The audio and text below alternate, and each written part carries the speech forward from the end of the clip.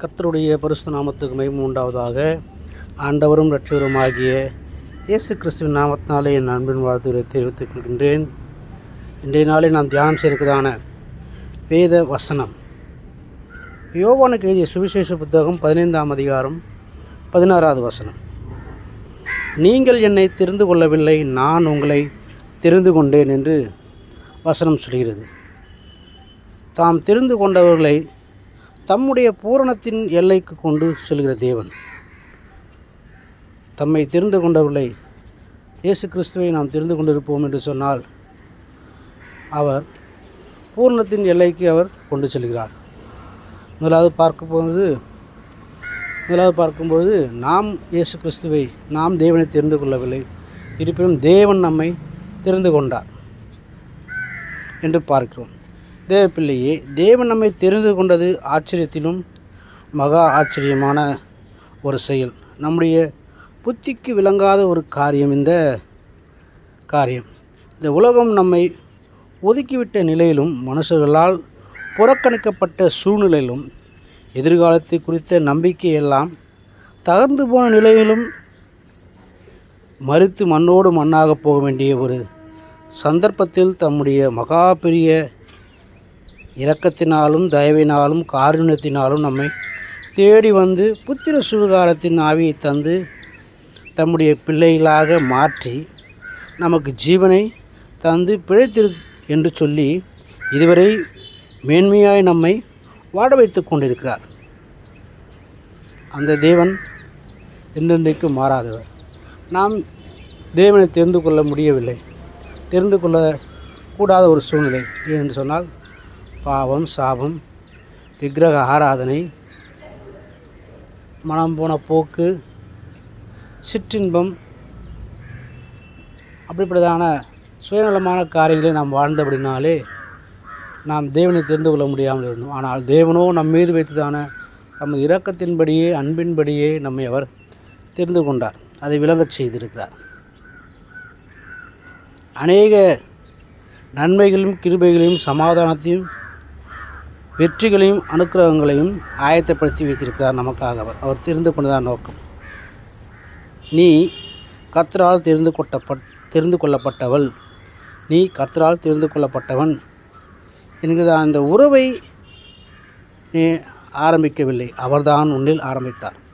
நாம் ஆரம்பிக்கவில்லை, அந்த உறவு முறையை அவரே நம்மீது ஆரம்பித்தார். இந்த உறவை அவரே ஆரம்பித்து வைத்தார். அவர்தான் உன்னில் தொடங்கியிருக்கிறார்.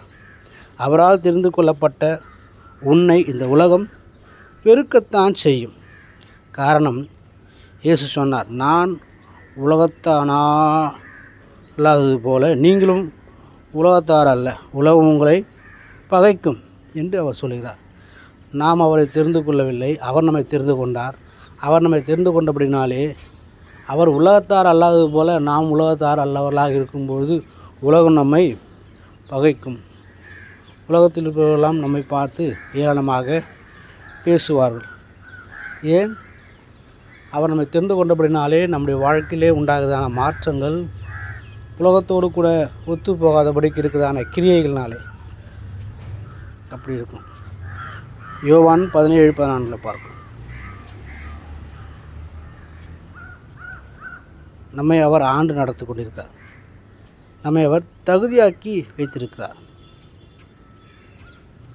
உலகம் பகைக்க நாம் அந்த உலகத்தின் பகைக்கு காரணராக மாறிவிடுவோம். எப்பொழுது தேவன் நம்மை தெரிந்து கொண்ட பிறகு தேவனுடைய சாயலின்படி தேவனுடைய விருப்பத்தின்படி நாம் நடக்கும் பொழுது தகுதியற்றவர்களாக இருந்த நம்மை அவர் தகுதிப்படுத்துகிறார்.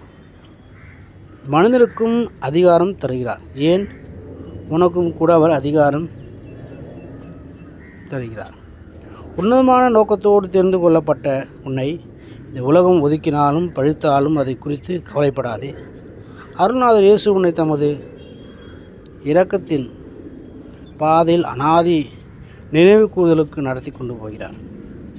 உலகத்தில் உள்ள அனைவரும் நம்மை பகைக்கலாம், ஆனால் அதை குறித்து கவலையற்றபடிக்கு நாம் தேவன் நம்மை அவருடைய அனாதி திட்டத்திற்காக அழைத்திருக்கிற அந்த நோக்கத்துக்கு நம்மை தெரிந்திருக்கிறதான அந்த காரியத்திற்கு நேராக நாம் சரிவர நாம் செய்ய வேண்டும், செயல்பட வேண்டும். அன்பானவர்களே, கர்த்தர் மேல் நீ வைத்திருக்கிற நம்பிக்கை செத்த நம்பிக்கை அல்ல. நம்மை தெரிந்து கொண்ட தேவன் மீது நாம் வைத்திருக்கிற நம்பிக்கையானது ஒரு ஜீவனுள்ளதாக இருக்குது. அது ஜீவனுள்ள நம்பிக்கை. நம்முடைய குறைகளை, தவறுகளை, பலவீனங்களை மற்றவர்களிடத்திலே சொல்ல பயப்படுகிறோம். காரணம், நம்மை வெறுத்து விடுவார்களோ, நிராகரித்து விடுவார்களோ, தள்ளி விடுவார்களோ என்ற ஒரு பயம் நமக்குள் உண்டாகிறது, ஒரு சோர்வையும் கொண்டு வருகிறது. ஆனால் நம் இரக்கத்தின் தேவனோ இவைகளை எல்லாம் அறிந்திருந்தும் இனிமேல் செய்யப் போகிறதையும் அவர் அறிந்திருந்தும் நம்மை அவர் தெரிந்து கொண்ட பிரகாரமாக அவருடைய ஒப்பற்ற தியாகமான அன்பை என்ன சொல்லி வர்ணிப்பது? கர்த்தர் உன்னை தெரிந்து கொள்ளும்போது நீ எந்த நிலையில் இருந்தாயோ அந்த நிலையிலிருந்து என்னை மாற்றங்கள் வந்தாலும், அந்த நிலையிலிருந்து என்னதான் ஒரு மாற்றங்கள் வந்தாலும் அவர் உன்னை பற்றி வைத்திருக்கிற அபிப்பிராயத்தை மாற்றி போடவே கிடையாது. உலக மனிதர்கள் வேண்டுமானால் மாற்றலாம். இன்றைக்கு இருக்கிற நிலைமை அல்ல அவருடைய முடிவு. உன் தாயின் கருவில் உருவாகும் முன்னே உன்னை குறித்து அவருடைய சித்தத்தை நிறைவேற்றி முடிக்கலாம்.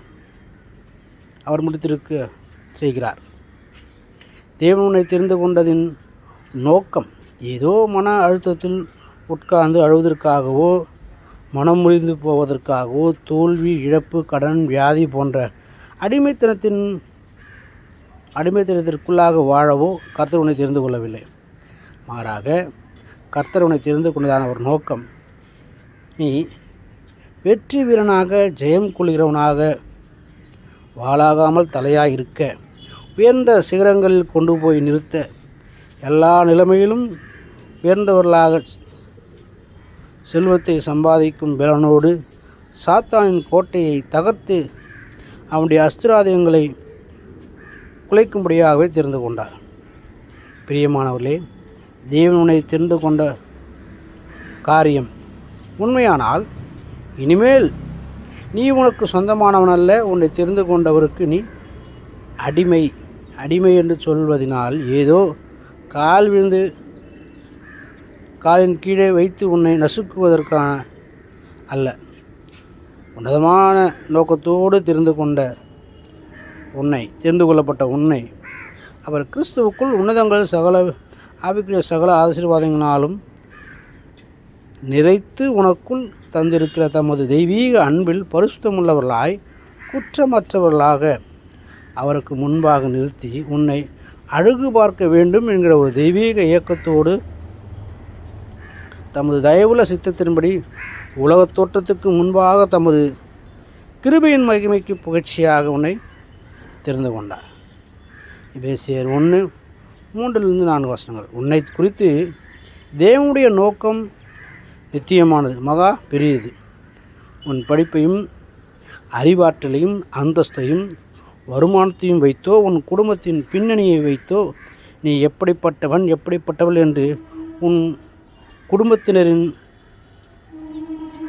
அவர்களிடத்தில் விசாரித்தோ அவர் உன்னை தெரிந்து கொள்ளவில்லை. உன்னை குறித்து எந்த மனிதனின் அபிப்பிராயமும் சிபாரிசும் தேவனுக்கு தேவையில்லை. உன்னை தமது நித்திய நிறைவுக்காக தெரிந்து கொண்ட தேவாதி தேவன் தமது அளவற்ற அன்பை உன் வாழ்க்கையில் விளங்கச் செய்ய அவர் சித்தமுள்ளவராயிருக்கிறபடியால் முடிவுபறிந்தும் அவருடைய பரிபூர்ண நிறைவில் வைத்து காத்து கொள்வார். ஆண்டவர் உனக்கு தந்திருக்கிற சகல ஆசீர்வாதங்களும் ஏதோ அதிர்ஷ்டத்தினால் கிடைத்ததல்ல. அவருடைய அனாதி சித்தம் நிறைவேற உன்னை அவருடைய நடத்துதலுக்கு விட்டு கொடுத்ததினால் அந்த பலன்தான் என்பதை மறந்து போகவே கூடாது. ஆகவே எந்த ஒரு மனிதனுக்காகவும் வாழாமல் தெரிந்து கொண்ட தேவனுக்கு மட்டுமே நன்றியுள்ளவர்களாக நாம் வாழ்வோம். மனிதனுக்காக வாழும்பொழுது ஒரு பிரயோஜனமும் கிடையாது, ஒரு நன்மையும் உண்டாகாது. தேவனுக்காக வாழும்பொழுது தேவன் எந்த நோக்கத்திற்காக நம்மை தெரிந்து கொண்டாரோ அந்த நோக்கத்தை அவர் நிறைவேற்ற வல்லமையுள்ளவராக இருக்கிறார். நம் மீது அவர் வைத்திருக்கிறதான அன்பு அதை வெளிப்படுத்துகிறது. ஆகினாலே நம்மை தெரிந்து கொண்ட ஒரு தேவன் உண்டு என்பதை நாம் உணர்ந்து அவரிடத்தில் நாம் அன்போடு பயபக்தியோடு நீதியோடு நிதானத்தோடு உண்மையோடு நாம் வாழ்வோம். தொடர்ந்து கர்த்தர் நம்மை நடத்துவாராக. நாம் கண்களை மூடுவோம். ஆமென். God bless you.